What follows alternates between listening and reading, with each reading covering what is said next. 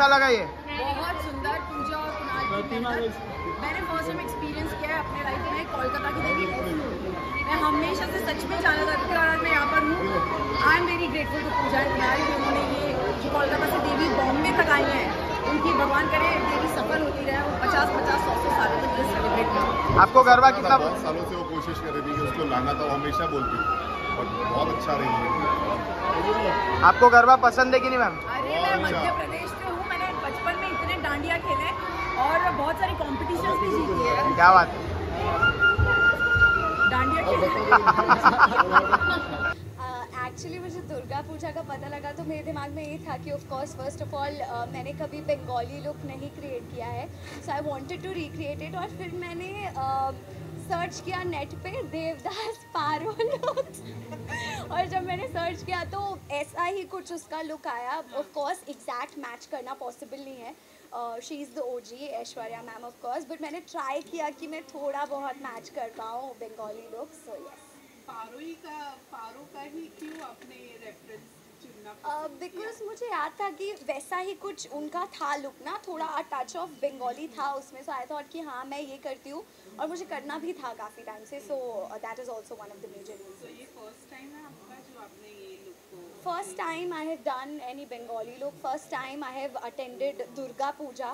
पहली बार मैं ऐसा कुछ देख रही हूँ लाइव। ऑफ कोर्स न्यूज़ में, टीवी में हम लोग सब देखते हैं, इंस्टाग्राम पे, बट लाइव ऐसे कोलकाता का जो कल्चर है वो फील करना, and that too if you are living in Bombay, तो बहुत अच्छा लगा मुझे। तो ऐसा है कि मैं, क्योंकि मैं कोलकाता से हूँ, तो ये जो दुर्गा पूजा का कल्चर है तो ये मैं बचपन से मैं वाकिफ़ हूँ कि पूजा मेरी फ्रेंड है तो वो भी बंगाली है, तो वो पूरा जानती थी कि कैसा है नहीं है।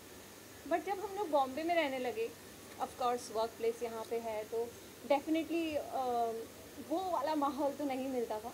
बट फिर भी मैं हर साल, मेरा शूट चलता है लेकिन मैं टाइम निकाल के लेट नाइट हो या कभी भी हो, यहाँ पे और भी बहुत सारे पूजा होता था, मतलब अभी भी है, वहाँ मैं ज़रूर विज़िट करती थी। बट अब मेरी फ्रेंड मतलब पूजा ही कर रही है और उसका ये सपना था और वो हमेशा बोली थी, और मुझे यकीन नहीं होता था कि इतना बड़ा काम, मतलब ऑल द वे कोलकाता का सारा सेटअप, मतलब सारा कुछ यहाँ पे करना, it's really difficult, but she made it and उसका सपना पूरा हुआ। मुझे बहुत अच्छा लगा और वो सिर्फ मतलब शेयर करती थी फीलिंग्स, बट यहाँ पे आज मैं फ़र्स्ट टाइम आई हूँ और मुझे बहुत अच्छा लग रहा है कि इतना अच्छा सब कुछ उसने किया है, परफॉर्मेंस एंड माँ दुर्गा का जो मूर्ति है एंड सारा कुछ, पंडाल से लेके everything amazing. So I wish her all the best. और मुझे पर्सनली बहुत अच्छा लग रहा है क्योंकि हमारे लिए भी अब हम बॉम्बे में हैं तो हमें कोलकाता वाला फीलिंग मिल गया, और क्या चाहिए। सो आई एम रियली हैप्पी।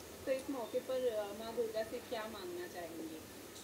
वैसे जब भी मैं मतलब भगवान जी के सामने जाती हूँ, मैं जो भी मांगती हूँ मैं अपने अंदर ही रखती हूँ, तो यहाँ भी मैं अंदर ही रखना चाहूँगी। बस यही चाहूँगी।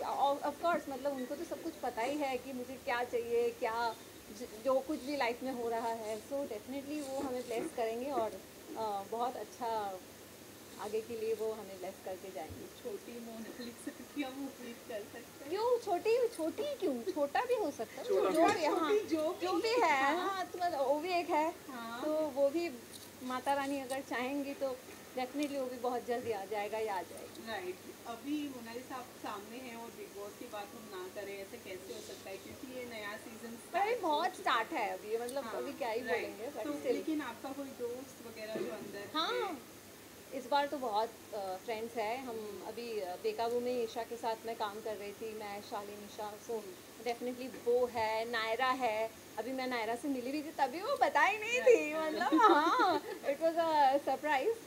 बट अच्छा लगा, मैं फर्स्ट एपिसोड मैंने देखा, मुझे अच्छा लगा। एंड इस बार काफ़ी इंटरेस्टिंग कंटेस्टेंट्स है, सो बहुत इंटरेस्टिंग 3 महीना हमारा जाएगा। तो जैसे कि आपने कहा ईशा गई हैं, आपसे बात वगैरह हुई थी ईशा की? नहीं, वो तो सरप्राइज है, मतलब आई थिंक न्यूज़ में भी कहीं नहीं आया था उसका, अचानक से नाम आया एंड उसने बोला भी कि लास्ट मोमेंट में उसको फाइनल किया। सो ये मेरे साथ भी हुआ था एक्चुअली, जब मैं भी गई थी सीज़न 10 में, तब मेरा भी मतलब जस्ट 1.5 दिन पहले मुझे फाइनल किया था। मैं तो अपने कपड़े शपड़े कुछ भी नहीं लेके जा पाई थी, वो भी एक अलग स्ट्रेस हो गया था अंदर जाके।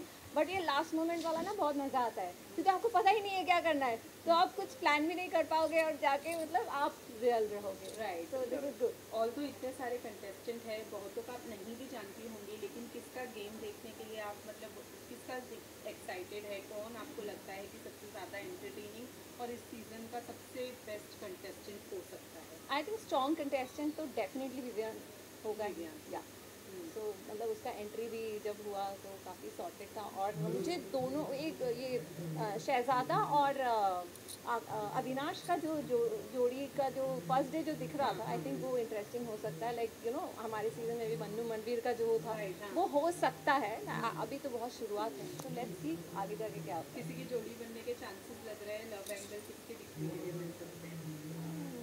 नहीं, आई थिंक नहीं, आई डोंट थिंक इस बार ऐसा कुछ नहीं रहा है। मे बी वाइल्ड कार्ड में आए। अच्छा हाँ, मैं करणवीर का भूल रही हूँ, मतलब वो विनर है, वो तो पूरा अभी खतरों के खिलाड़ी जीत के आया है, तो डेफिनेटली उसका गेम भी बहुत सही होगा। करेक्ट। मोना जी, पवन इसके अपार्ट फ्रॉम दिस मैं एक पूछ रहा हूँ, पवन जी भोजपुरी के साथ साथ बॉलीवुड में भी अब धमाल मचा रहे हैं। उनके 2 गाने सुपर हिट हो चुके हैं ऑलरेडी विद राजकुमार राव, और एक था राजकुमार राव एंड श्रद्धा कपूर के साथ। राइट। ये जो बदलाव है, ये जो चेंज है, वो कैसे देखते हैं? हाँ, मैं तो बहुत खुश थी। मैं जब भी दोनों सॉन्ग्स, इनफैक्ट पहला वाला सॉन्ग भी जब आया, एक तो स्त्री इतना ऑलरेडी बिग हिट है, तो उसका एक अलग क्रेज था ही। उसमें पवन जी का गाना आया, तो we were also very excited. And उनका आवाज़ तो मतलब बहुत ही अच्छा था हमेशा से ही। लाइक जब मैं फिल्म्स भी उनके साथ करती थी, आवाज़ की तो दीवानी थी ही। सो डेफिनेटली अभी ये तड़का अच्छा लग रहा है। पवन जी ने कहा था एक बार कि भोजपुरी को हम एक अलग लेवल पर लेकर जाएंगे। अब वो बॉलीवुड में भी धीरे धीरे आ रहे हैं, 2 सॉन्ग ऑलरेडी उन्होंने कर लिए हैं। इस पर क्या कहेंगे आप? ऑफ कोर्स ये मतलब ये तो आई थिंक शुरुआत है और आगे जाना चाहिए। और भोजपुरी से एक्चुअली पवन जी फर्स्ट नहीं आए हैं, लाइक मैं भी आई हूँ, और सबसे पहले तो रवि किशन जी आए थे। तो हम तो ऑलरेडी मतलब आगे के स्तर में ही थे, तो और भी अच्छा ही होगा डेफिनेटली। मतलब ये धीरे धीरे अच्छे की तरफ ही हम जाएंगे, और उनका संगीत सबको बहुत पसंद आ रहा है और अच्छा उन्होंने गाया भी है, सो डेफिनेटली अच्छा ही होगा। Subscribe to Midday India. Get direct notifications on all our videos by clicking on the bell icon.